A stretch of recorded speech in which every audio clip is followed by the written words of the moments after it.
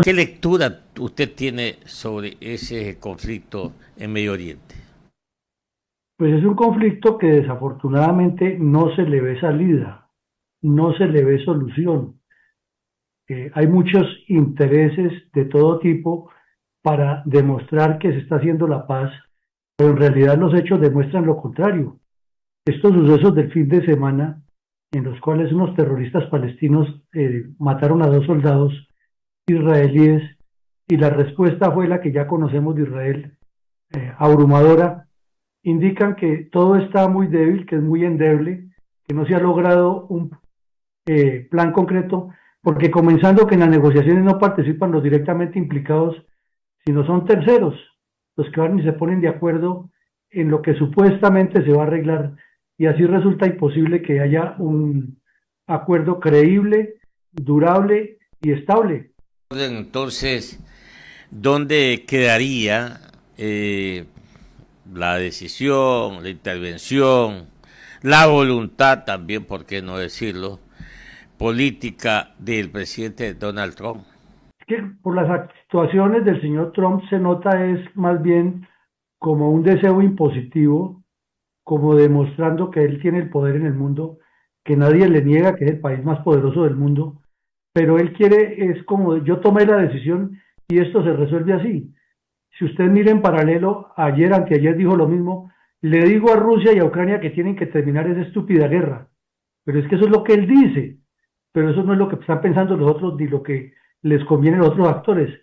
Aquí en el caso es que llegó y dijo, le impongo a Israel y a Hamas que paren la guerra. Israel fue, para no perder los apoyos, para manejar la diplomacia y porque Netanyahu es muy audaz, a aceptarle esa reunión en Washington, pero jamás ni siquiera lo han consultado. Y este grupo terrorista pues tiene el control de la franja de Gaza y ha logrado mediante la violencia y mediante la presión mediática internacional, que son muy hábiles en eso, que se le dé un reconocimiento al Estado palestino ya por casi 150 naciones. Entonces pensar de que yo digo, yo decido y los demás hacen, así no funciona. Coronel, ¿cómo está? Muy bien, muy buen día. Bienvenido aquí a la cabina de Caché FM Radio. Y justamente ya que estamos abordando el tema de Trump a nivel internacional, a mí también me llamaba mucho la atención y ahora que tenemos la oportunidad tal vez de conversar con usted, nos puede sacar un poco más de las de todas esas cosas, ¿no? En todo caso, Trump en algún momento también le dijo a Zelensky, luego de la reunión que tuvieron el día viernes en la Casa Blanca para analizarlo del tema de los misiles Tomahawk, que Volodymyr Zelensky tendría que aceptar todas las condiciones que pone Putin para terminar con la guerra en Ucrania, que el próximo año ya va a cumplir 4 años ya de guerra, ¿no? Sí, exactamente. Sí, aquí hay una cosa rarísima, Kimberly, y es la actitud de Trump frente a Rusia. Rusia tiene una capacidad nuclear muy fuerte, eso no lo niega nadie. Tiene la posibilidad de lanzar misiles intercontinentales y de atacar desde su territorio a Europa, al Asia, al África, cualquiera de los 5 continentes. Pero tiene una gran limitación. Rusia, su fuerza militar, no tiene ninguna condición expedicionaria. Es más, si no ha sido capaz de cruzar el Donbass, que lo tiene ahí en la frontera, que es como decir el límite entre Colombia y Ecuador, para hacer una comparación, que ninguna de las dos fuerzas pudiera pasar de un lado al otro, y eso es lo que le ha pasado a Putin. No ha hecho mayor cosa y lleva ya más de 1 millón de soldados muertos y heridos, entre muertos y heridos, de pérdidas, y ha gastado una gran cantidad de dinero y su economía le tambalea. Entonces uno no entiende, distinto a que haya otros intereses, que parece ser la realidad, que es quedarse con la riqueza que tiene Ucrania, que es abrumadora en tierras raras, en metales, en hidrocarburos, en granos, porque Ucrania es uno de los países más productores de granos en el mundo, en aguas y en la ubicación geoestratégica. Entonces daría la sensación como si hubiera un acuerdo secreto, más bien de que repartámonos esto, y obviamente el pueblo ucraniano no va a ceder, y pues ya el señor Zelensky es una figura universal que además no representa en este momento solamente al pueblo ucraniano, sino la seguridad de Europa, y no le van a ceder. Pero Trump siempre utiliza su poder, su actitud coactiva, y eso no le va a funcionar tampoco. Ya entrando tal vez en el plano latinoamericano, justamente ya con referente a nuestro país, yo recuerdo que luego del ataque que sufrimos aquí en la ciudad de Guayaquil, el ataque terrorista donde un coche bomba explotó aquí al norte de la ciudad, Gustavo Petro me parece que al siguiente día aseguró que la violencia en Ecuador está creciendo por los obstáculos que le está poniendo Colombia para sacar cocaína. Además hizo un exhorto a la Policía de Colombia y Ecuador en trabajar en conjunto para que en este caso poner tal vez un poco más de seguridad al Océano Pacífico de todas las salidas que tienen en este caso los dos países. ¿Qué tan posible es esto teniendo en cuenta su trayectoria, coronel? ¿Es posible que Ecuador y Colombia realmente trabajen juntos para de alguna otra manera combatir el crimen organizado? Que mire, existen unos acuerdos de seguridad nacional para Colombia y en el caso con el Ecuador de fronteras binacional, que es la COMPIFRON. Y eso ha funcionado o funcionó muy bien hasta cuando llegó el señor Rafael Correa al poder y se alió con las FARC. No es ningún secreto que las FARC le hacían la campaña a Correa y le ayudaban a reclutar gente para formar milicias comunistas armadas en la frontera de Colombia y Ecuador. Y que hasta en la finca del general Vargas tenían los campamentos de Raúl Reyes, porque ese era otro delincuente igual a Correa. La semana anterior, hace 15 días, lo vimos a Correa y a Petro allá abrazados en Europa, porque se encontraron dos de la misma laya, dos de los mismos que están convencidos de hacerle daño a Colombia y Ecuador. Petro utiliza cualquier cosa. No se nos olvide también que hace unos 3, 4 meses viajó al Ecuador a la posesión de Noboa y se voló. Nadie sabe qué fue a hacer a Manta y toda la información indica que andaba reunido con los narcos. Entonces, que Petro diga una cosa hoy, lo más seguro es que mañana dice lo diferente y está descubriendo que el agua moja. La integración o la colaboración de las fuerzas militares y de policía ha sido histórica entre Colombia y Ecuador y solamente se vio manchada durante el largo periodo de Correa, que era prácticamente de los mismos, que las FARC le dieron dinero para su campaña, que en el Paraninfo de Quito se reunían los bandidos de las FARC con todos los comunistas del continente a planear destruirlo, y Correa estuvo hasta a punto de ir a esa reunión, pero cuando supo que venía Raúl Reyes le dio terror porque de pronto lo destituían, y la señora María Augusta Calle era la que le manejaba todo eso. Entonces hay muchas realidades que no le quieren contar al país de allá ni al país de aquí, pero no es lo que dice el señor Petro, ni mucho menos esa insensatez que dice que fue que los narcos de Colombia se corrieron hacia Ecuador porque él los persigue aquí. Eso es una fantasía. Los narcos están en el Ecuador desde la época de Correa y eso ya hace más de 15, 20 años. El coronel Luis Alberto Villamarín, gracias por estar con nosotros esta mañana acá en Caché Noticias y Opinión. Muchos libros ha escrito usted, coronel Villamarín, durante varias décadas. Usted escribió, por ejemplo, La Selva Roja, también El complot contra Colombia y otros que son muy conocidos. Ahora, de su experiencia y partiendo de la reflexión anterior, ya que tenemos muchas situaciones en común, los países que estamos acá en este sector de América, ¿cómo mira usted, siendo un experto incluso en combate contra el narcoterrorismo en su país, la situación de Ecuador? ¿Qué diagnóstico puede hacer, conociendo desde cuándo prácticamente tomó más fuerza esta lacra en nuestro país? ¿Cuál es el diagnóstico actual que tiene del Ecuador, coronel Villamarín? Y mucho gusto, bienvenido. Buenos días, Fernando, muchas gracias. Mire, yo veo desde la óptica personal al Ecuador en una situación compleja que no es aislada, es parte de un conjunto.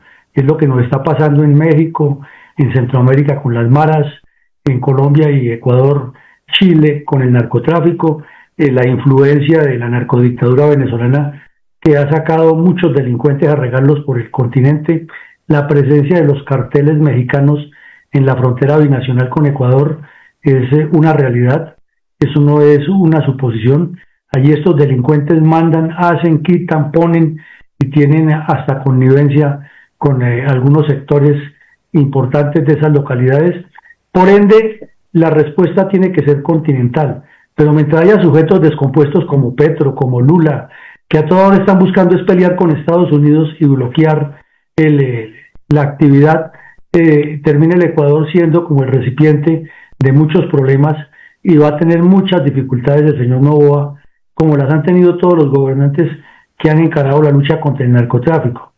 Y hay un actor muy importante que pesa en Latinoamérica, que es México, pero después de que pasó el señor Andrés Manuel López Obrador por ahí, y ahora con esta señora que es más bien como escasa de ideas y de capacidades de neuronas, lo único que sabe es legitimar delincuentes y siguió con su mentalidad de ser una especie de peonazgo de Cuba. Entonces aquí, mientras Latinoamérica no asuma un rol como continente y cumpla, además, Fernando, lo que se acordó en el año 2003 con la seguridad multidimensional que establece prioridades para todo el continente para combatir el narcotráfico, el terrorismo, la trata de personas, el lavado de activos, es decir, la delincuencia multinacional, pues un solo país, llámese como se llame, Colombia, Ecuador, Panamá, Chile, no va a poder combatir este delito porque hay un poco de factores externos que lo hacen muy apetecible. En ese marco, coronel, ¿qué papel juega, a pesar de que se le ve como el cuco, a los Estados Unidos? Tenemos que estar unidos en Latinoamérica para luchar contra este mal común, pero ¿qué papel juega, al menos en nuestro continente, Estados Unidos y el actual gobierno de Donald Trump? Mire, Fernando, mientras los dirigentes políticos o politiqueros tengan esa actitud o de ser muy arrodillados ante la Casa Blanca o ser completamente contestatarios y desafiantes, creyendo que con eso se vuelven los nuevos Che Guevara y los nuevos Fidel Castro de Latinoamérica, no vamos a evolucionar nunca. Mientras la OEA se trate de ideologizar y se inventen otro grupo como la CELAC y todas esas argucias que salen de los politiqueros criollos nuestros con el fin de aumentar la burocracia y la corrupción, no vamos a avanzar en nada, porque Estados Unidos pues, es un país muy poderoso que nos puede servir de aliado. No somos súbditos de nadie porque somos países independientes, pero sí coordinando la seguridad y tratándonos de igual a igual. Pero no hemos podido entender eso y la Casa Blanca pues nos conoce muy bien a todos los latinoamericanos, sabe de nuestras debilidades, que internamente somos especialistas en todos nuestros países. Eso no es problema de un solo país, de toda Latinoamérica, de matarnos entre nosotros mismos, de ideologizarnos, de mantener unos choques y unas pugnacidades, porque tenemos un complejo de inferioridad frente a Estados Unidos. Seguramente en Ecuador les pasa lo mismo que en Colombia. Aquí llega una persona que habla enredado el español y de una vez ya lo miramos como si fuera superior a nosotros y eso sí nos hace mucho daño. Caché. Y finalmente, coronel, de mi parte desde acá, desde Quito, ¿qué lectura, qué puede representar lo que ha sucedido ayer con la democracia boliviana, con el triunfo de Rodrigo Paz, conociendo de que Bolivia viene de un proceso también de la socialdemocracia? ¿Qué puede significar este cambio político también en Bolivia? Una lectura compleja, Fernando, por lo siguiente. En Brasil ya tuvieron la experiencia de que lograron quitarse de encima esa línea progresista letal que no deja avanzar y que todo lo convierte en estatismo. Y después de que lo quitaron, pusieron al señor Bolsonaro y resultó, como decimos coloquialmente, peor el remedio que la enfermedad. En Bolivia pueden correr ese riesgo. Evo Morales es un personaje siniestro, enfermizo por el poder, no ha renunciado a su deseo de quedarse, de volver al Palacio de Gobierno, tiene una gran cantidad de delincuentes que lo protegen y que son completamente relacionados con el narcotráfico, tiene nexos con todas las bandas criminales internacionales y con todo tipo de carteles. Bolivia es un alto productor de coca, entonces la tarea que le corresponde al señor Paz ahora es muy difícil, porque además hay un gran sector de la sociedad que les pasó como en Venezuela. Se acostumbraron a que les dieran todo, a que se expoliara la riqueza nacional en favor del socialismo, o el MAS que llaman allá el movimiento al socialismo, y recomponer todo eso después de casi 2 décadas no es tan sencillo, y no es como decir yo firmo un decreto, porque hasta las fuerzas militares y de policía están amarradas allá, ya las han ido arredrando, y hacer el cambio, la reingeniería, demanda tiempo, talento, equipo de trabajo y además combatir algo que sí es muy común desde el río Bravo hasta la Patagonia, que es la corrupción que permite que todos estos fenómenos sucedan. No lugar a dudas que los problemas son complejos, son parecidos y lo único que esperamos desde esta parte del continente es de que se produzcan cambios profundos y duraderos para evitar lo que se está viviendo y el avance, sobre todo del narcoterrorismo que afecta a nuestras sociedades. Coronel Villamarín, mucho gusto, muchas gracias. Vuelvo a la ciudad de Guayaquil, allí está Clever y Kimberly. Ante su experiencia en Colombia y su experiencia académica, ¿cuál es su lectura desde Colombia, leyendo y viendo todas estas cosas que nos están pasando a nosotros? Es una acumulación de factores, Clever. Es como una cronología prolongada de un daño que ha ido creciendo progresivamente, porque la frontera colombo-ecuatoriana, 581 kilómetros, combinación de selva, mar y montaña, tiene un montón de facilidades para volverse permeable para que los grupos delincuenciales pasen de un lado al otro. Por los puertos del Pacífico del Ecuador se convirtió para los narcotraficantes colombianos y mexicanos en un buen paso para el tráfico de la droga y de los insumos y del dinero oscuro. El hecho que el Ecuador se hubiera dolarizado le facilitó más a los grupos criminales de Colombia mover sus recursos de manera clandestina por la frontera, porque los mueven en dólares. Durante los primeros años del gobierno de Correa se produjo un éxodo impresionante de ecuatorianos hacia Europa y hacia Estados Unidos principalmente, y eso le abrió como un espacio a los colombianos que en ese momento estábamos afectados por la violencia narcotraficante de las FARC y a los mismos miembros de las FARC y del ELN que se fueron incrustando allá y a los carteles de la droga. Entonces el fenómeno creció, pero el señor Correa miraba para otro lado y siempre era echándole la culpa con una estupidez que decía que es que la culpa de que la delincuencia estuviera en Ecuador era porque Colombia no sellaba sus fronteras y que si se fumigaba la coca le afectaba el ecosistema al Ecuador en lugar de asumir la responsabilidad de combatirlos cuando eran de los mismos. Luego pues vino el gobierno de Moreno, que fue un poco ambivalente, se le presentaron los primeros problemas graves de carros bombas en Guayaquil y en otras partes. Entonces, como vemos aquí, es una progresión y una sistematicidad de hechos y ya el fenómeno está creado. Entonces lo que se requiere es que se hable, por ejemplo, en el seno de la OEA, de resolver este problema a nivel continental y no que se ideologice la seguridad. De resto, Clever, mientras independientemente cada país haga esfuerzos ingentes como el que hace el señor Noboa, si en Colombia está de presidente un sujeto como Petro, pues no va a tener el apoyo. O viceversa, si en Colombia está un presidente como Uribe, como Duque, que combatieron fuerte al narcoterrorismo, pero en el Ecuador está un presidente como Correa, pues estamos perdiendo todo la actividad, porque por estar peleando contra Estados Unidos termina un país haciéndole daño al otro. Coronel Luis Alberto Villamarín, gracias por estar con nosotros. Y bueno, nos queda nada más que seguir pensando que el presidente Noboa sigue enfrentando todo este tipo de situaciones totalmente ilícitas que nos están perjudicando no solamente a la población, sino también a la parte socioeconómica del país. Un abrazo para usted y que tenga buena semana.